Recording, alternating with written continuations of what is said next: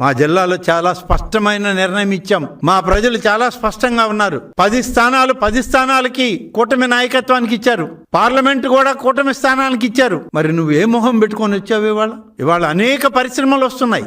BPL లాంటి పరిశ్రమలు వస్తున్నాయి. నెల్లూరు, ప్రకాశం జిల్లాల్లో ఇండోసాల్ లాంటి పరిశ్రమలు తీసుకొస్తున్నాం. అనేక రకాలుగా ఇవాళ అభివృద్ధి చేస్తూ ఉంటే నీ ఏడుపుగుట్టు రాజకీయాలతో మళ్ళీ మా జిల్లాలో అడుగుపెట్టే ప్రయత్నం చేస్తున్నాం. ఒక్కసారి నువ్వు వెనక్కి తిరిగి చూసుకో. నీ హయాంలో గతంలో ఏం జరిగింది ఒక్కసారి ఆలోచన చేయి.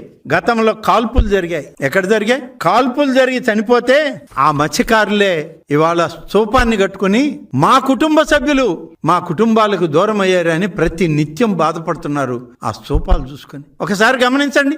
ఇవి నీ పరిపాలనలో జరిగినవి కావా? నీ తోటాలకు బలైనటువంటి కుటుంబాలు వాళ్లే ఈ స్తూపాన్ని నిర్మించుకుని స్మారక స్తూపాలను చూసుకుని మేము ఇలా మా కుటుంబాల్లో కుటుంబ సభ్యులను కోల్పోయాము ఈ జగన్ రెడ్డి గన్ల వల్ల అని చెప్పి నీ గన్ కల్చర్ వల్ల జరిగిన నష్టం కాదా? ఇవాళ నీకు ఇంకా ఒకసారి గుర్తు చేస్తాను. మామూలు తుపాకులు కాదు. ఎటువంటి తుపాకులతో పేల్చా వాళ్ళని? ఈ తుపాకులన్నీ పేలింది నీ హయాంలో కాదా?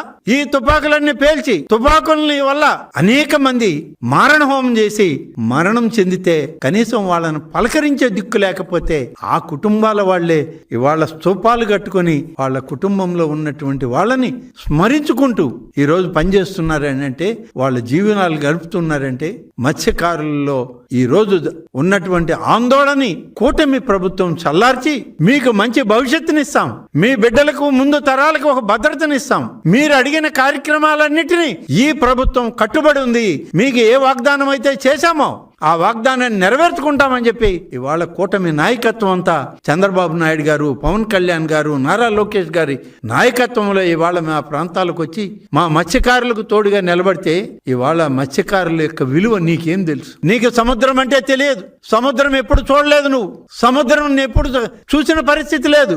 ఎందుకంటే ఎండమావుల్లో బతికిన వాడివి. నువ్వు కేవలం ఊహల్లో బతికేవాడివి. కాబట్టి నువ్వు ఊహల్లోనే ఉండు.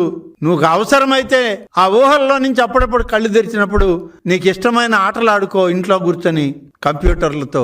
అంతే తప్ప జనజీవన స్రవంతిలోకి వచ్చి జనం మధ్యకు వచ్చి ప్రజల యొక్క జీవితాలతో నువ్వు ఆడుకోవద్దు.